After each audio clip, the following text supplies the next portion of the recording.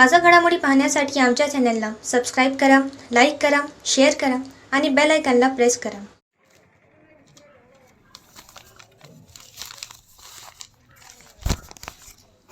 A7 न्यूजमध्ये आपले स्वागत. हिंगोली येथे दुकानांना आग, मोठी हानी टळली. शहरातील आझम कॉलनी भागामध्ये काही दुकानांना दिनांक 29 एप्रिल रोजी लागलेल्या आगीत मोठे नुकसान झाले. आगीवर अग्निशमन दलाच्या बंबाद्वारे पाण्याचा मारा केल्याने मोठी दुर्घटना टळली.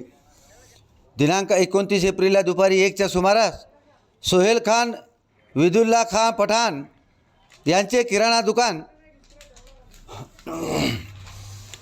शेख कलीम शेख भाबीब यांची दूध डेअरी, आमिर खान मकसूद खान यांचे कूलर दुकान, शेख फारूक खान हबीब खान या 4 व्यावसायिकांच्या दुकानांना आग लागून जवळपास 2,80,000 रुपयांचे नुकसान झाले आहे.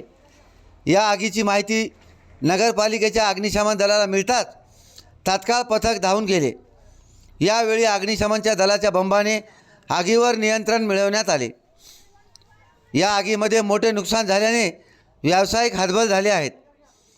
तलाठी वाबळे यांनी घटनेचा पंचनामा केला, तर सदर ठिकाणी आमदार तानाजी मुटकुळे, माजी नगराध्यक्ष बाबाराव बांगर, तहसीलदार श्रीकांत भुजबळ यांनी भेट देऊन पाहणी केली व तसेच नुकसानीची पाहणी केल्याच्या नंतर शासनाकडून योग्य तो व्यावसायिकांना आर्थिक मोबदला मिळवून देण्याचे आश्वासन दिले. A7 न्यूजसाठी अनिस अहमद, हिंगोली.